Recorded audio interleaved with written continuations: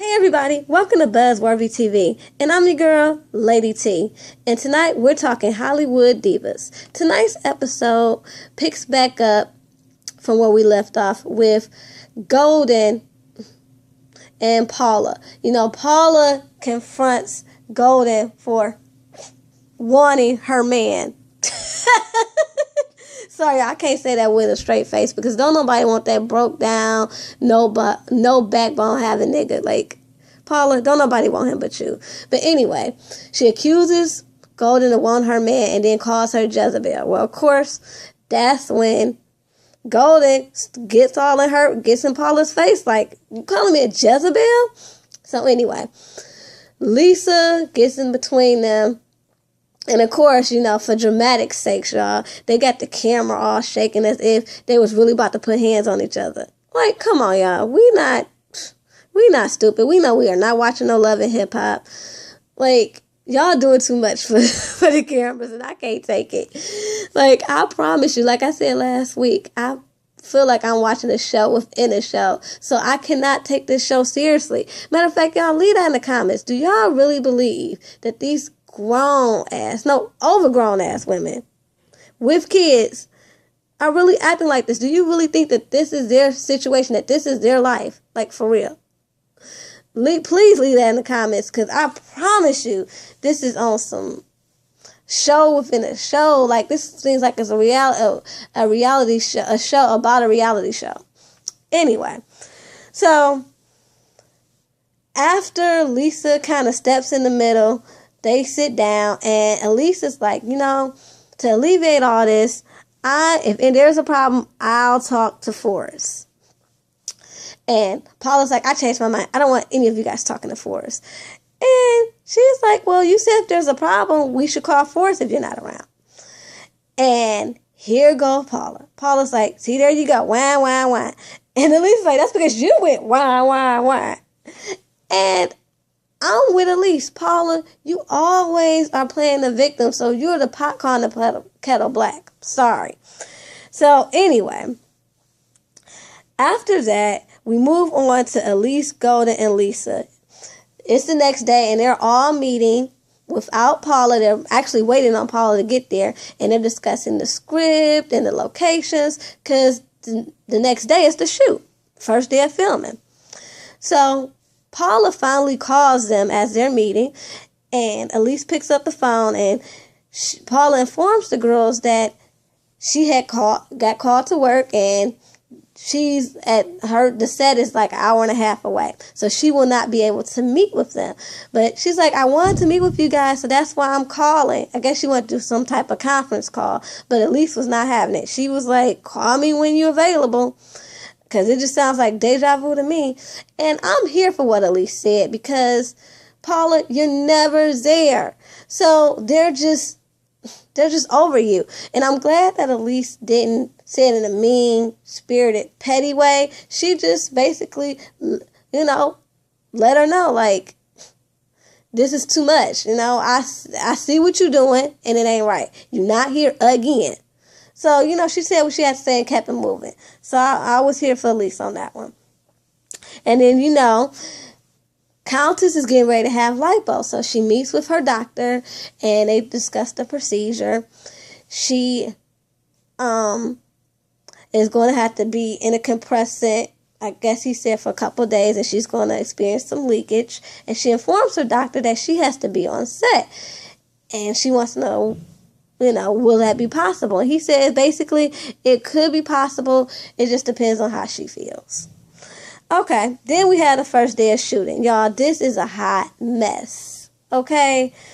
Like, the camera that they're using is like a camera that you can get from Walmart. And the whole feel of it is just so low budget. I can't. Anyway, so Lisa does her scene, and in this particular scene, she is having like a mini breakdown. So she's supposed to be hyperventilating and being really upset, and Elise is looking at the playback on the camera, and she pulls Lisa to the side because she says it's not coming off well on camera. And Lisa takes offense because she feels as though, that's not Elisa's job. That's Paula's job. She's the director. So Lisa tells Paula that, she didn't appreciate Elise critiquing her. So Paula pulls Elise to the side and was like, you can't be doing that. You can't critique other actors. I'm the director. Let me direct. And Elise was like, you know what? I hear you. But I was looking at the playback and it just does not come across well on camera. And so Paula, being fair, she was fair this time, y'all. She did look at the playback, but she was satisfied with it, though. So they moved on. I mean, I understand. If Paula, being a director, if she is satisfied with it, they had no choice but to move on. So anyway, after that, y'all, let me tell you, excuse me, Countess shows up on set ready to fight. Like, she came there with no shoes on. And I mean, she was ready for war because her name was not on the call sheet. Now, she's not supposed to film that day, but she is the producer. So she didn't even see her name on the call sheet as the producer. And she showed up, wanted to know what's up. And I don't blame her. Like, y'all not about to just pull some slick shit. And she went up there just to make sure they weren't pulling no slick shit. So she came up in there and she was like, so what's up? And, she was like, why my name off the sheet? And they were like, that was a typo. And she, she took that and was like, okay, I was just checking because I came up here, ready.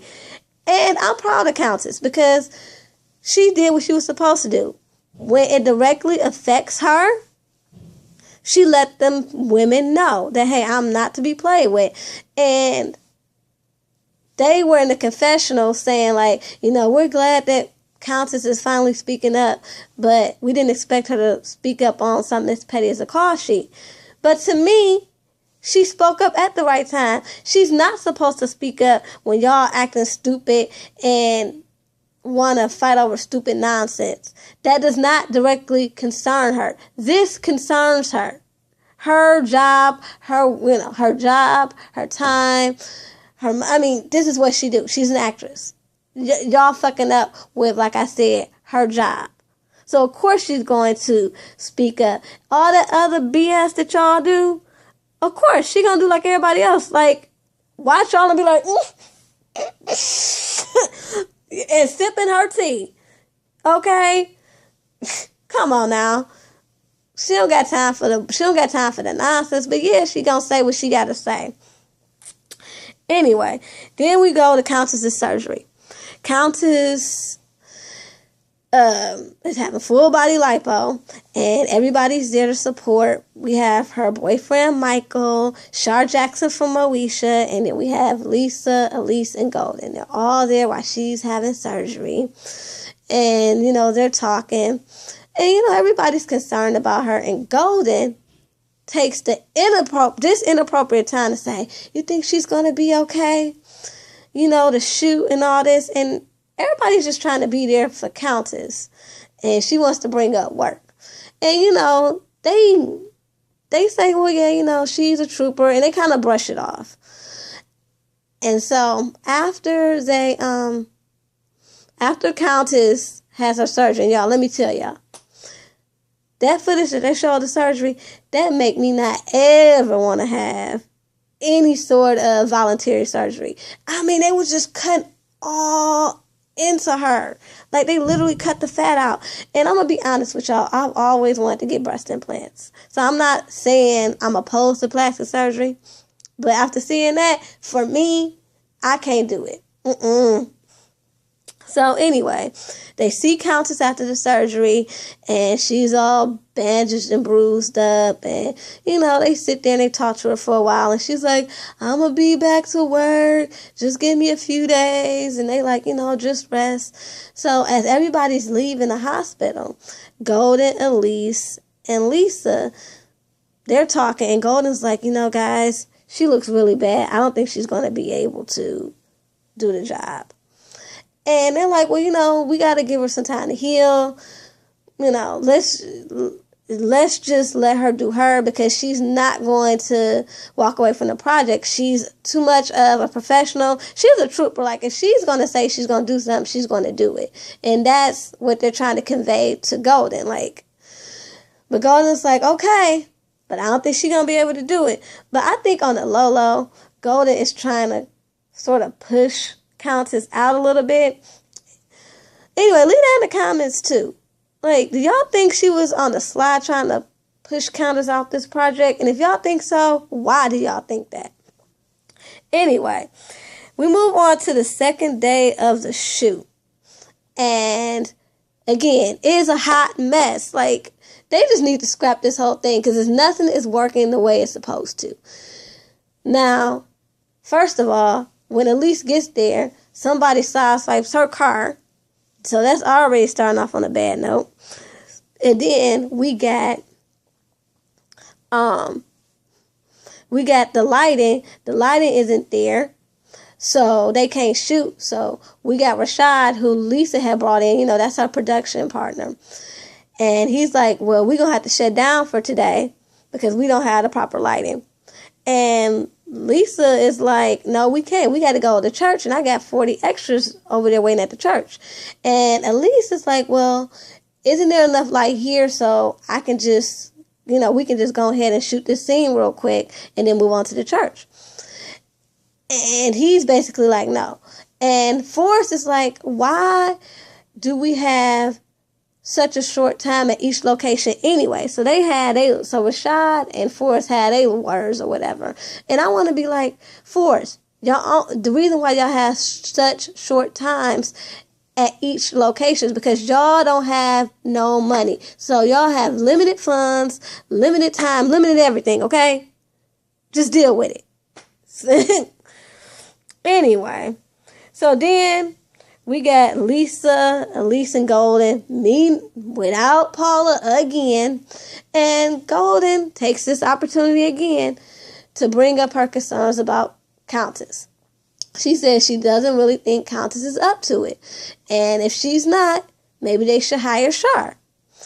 And the girls are real apprehensive about it. Well, actually, she first is talking to Golden. First of all, Golden is talking to Lisa, and she tells her, hey, I just don't think it's going to work. So before Elise even gets there, they call Shar and ask Shar, like, hey, if Countess can't, fill up, if she's in pain and don't fill up to it, can you take her part? And Shar, being a good friend that she is like, hey, if she can't do it, if she personally calls me and tells me that she needs me to have her back, I do it. But other than that, hell no. So when Elise gets in there, they let her know that, hey, we called Shar, and Shar said if Countess can't do it, she'll do it. So they call Countess, and Countess she does sound horrible, but she's like, I'm going to be there, whatever. And it was like, well, you want us to have Shar do it? And she's like, no. And Golden's like, well, you want us to write you out? And, they looking at her like, are you crazy? And Countess on the phone like, yeah. And they like, no, we're not going to do that. We just going to call you tomorrow. And I'm like, Golden, what is your problem? Like, why are you trying to squeeze her out of this production? Like, I really want to know what your issue is, because you always being so nice, nasty. And I don't get you. Anyway, y'all, the next day, I'm telling y'all, it's crazy. Paula comes to set, and nobody's there because there's a text that has been sent out saying that shoot has been canceled. It was not that the shoot had been canceled. She was letting people know that Countess couldn't shoot because she needed till Monday. Well, they took it as the shoot had got canceled, and she's in her feelings like, didn't nobody call me to double check and see if the shoot had gotten canceled? So now they with a whole nother day with nothing done. Y'all, this show and this production is a hot mess. Anyway, y'all, till next time, peace and love. And let me know in the comments what y'all think of this episode. Till next time, bye.